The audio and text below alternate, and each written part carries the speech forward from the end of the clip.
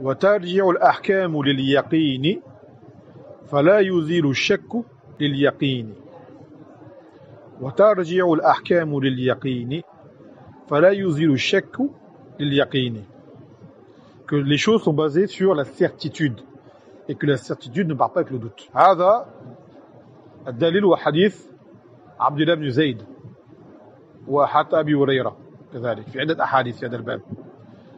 قال حكى للنبي صلى الله عليه وسلم الرجل يشكو أنه يجد شيء في الصلاة فقال النبي صلى الله عليه وسلم لا ينصرف حتى يسمع صوتا أو يجد ريحة. Il a rapporté au Nabi sallallahu alayhi wa sallam qu'un homme se plaignait de trouver une sensation comme s'il avait, il avait dans sa salat, il avait pété, il a permis ses ablutions. Donc il a demandé au Nabi sallallahu alayhi wa sallam comment agir à ce moment-là.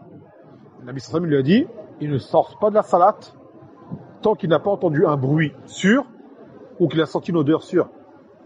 À ce moment-là, vraiment, c'est sorti. Tant qu'il n'a pas eu ça, ce sont juste des impressions, donc il reste là où il est. Et dans le hadith d'Abu Huraira, يقول يأتي أحدكم الشيطان في الصلاة فيقول له أحدثته فيقول كذبته وكذلك après il a dit la même partie du hadith que des fois tu es dans la salat que Shaitan il vient كذلك qu'il y a une fourfe duburi et qu'il souffle dans ton postérieur pour te faire croire comme si tu es pareil tu avais pété مثلا. Donc à ce moment-là il dit tu ne sors pas de la salat, c'est Shaitan qui te fait cette impression là.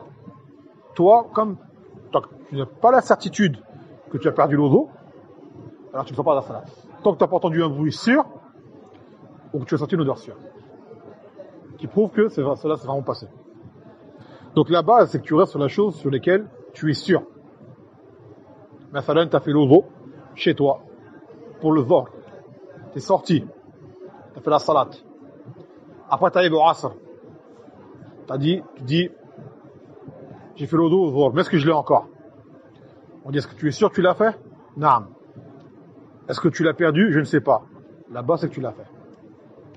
La base, c'est que tu l'as fait. Car si jamais tu ouvres cette porte-là, tu vas ouvrir la porte au wasawis, tu vas pas en finir. Insufflation. Le shaitan, j'ai fait ci, j'ai pas fait ça, est-ce que ceci, est-ce que cela, là, tu restes sur la base du yaqin. C'est que tu es à la tahara. Le cheikh donne un exemple, mathalan, quelqu'un qui est marié avec une femme, il est sûr. Et il s'est disputé avec elle. Après, il se dit, est-ce que j'ai divorcé ou pas? Il dit, t'es marié avec elle? Naam. T'es sûr? Naam. Le divorcer, je sais pas. Elle est ta femme. Elle est ta femme. Tant que tu n'es pas sûr que tu as prononcé le divorce. D'accord? Et on parle contre ta femme, après il y a les règles, comme on fait le divorce ou quoi. Est-ce que la règle ou pas? Dans le sens où, si tu te rappelles si tu l'as dit ou pas, je ne m'en rappelle pas, je suis pas sûr. Khalas. Dans ce côté-là, tu restes sur la certitude qu'elle est ta femme. Donc tu restes sur la base des choses dont tu es sûr, tant que tu n'as pas une preuve du contraire. Pareil, quelqu'un qui est musulman, la base des musulmans. Il ne sort pas de l'islam si ce n'est avec une chose qui est sûre, une preuve qu'il n'est plus musulman.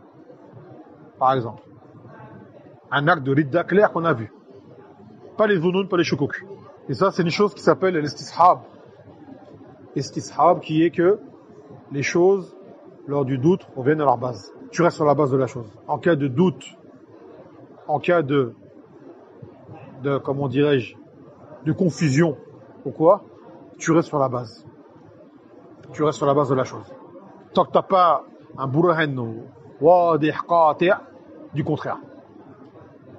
Et toi, si vraiment, on dit par exemple, qu'il s'est passé la chose, mais tu n'étais pas sûr, il n'y a pas de l'homme sur toi.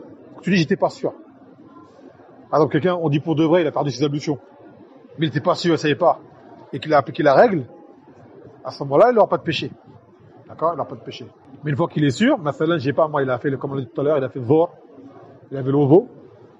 Après, il arrive au Asr, il a un doute. Mais, c'est pas clair pour lui, tu vois. Il dit, je fais la salat. Je reste sur la base que j'ai l'ozo. Et après le Asr, il se rappelle, il dit, ah si, j'étais au hammam, je me rappelle, il s'est passé telle et telle chose, je me rappelle et tout. Qu'est-ce qu'il fait à ce moment-là? Il refait la salat. Maintenant, est-ce qu'il a le péché de faire la salat sans wudu? Là. Qu'à ce moment-là, il ne savait pas. Pour lui, il était sur le wudu. Donc, à ce moment-là, il n'y a pas de l'homme sur lui. Mais une fois qu'il s'en est rappelé, Là, à ce moment-là, directement, la salat, tu dis, ah si, j'avais pas l'odo, maintenant je me rappelle très bien. J'étais au hammam, il s'est passé telle et telle chose, maintenant je me rappelle. Là, il attrape la salat. Il fait l'odo, il refait la salat. Et il n'y a pas de péché sur lui. C'est également parmi les règles majeures. Kubra. Parmi les adillés qu'on a pris dans le Baïn Nawawi également, le hadith de Al-Hassan. قال حفظت من رسول الله صلى الله عليه وسلم دع ما يريبك لما لا يريبك. Délaisse ce qui te fait douter pour ce dont tu es sûr.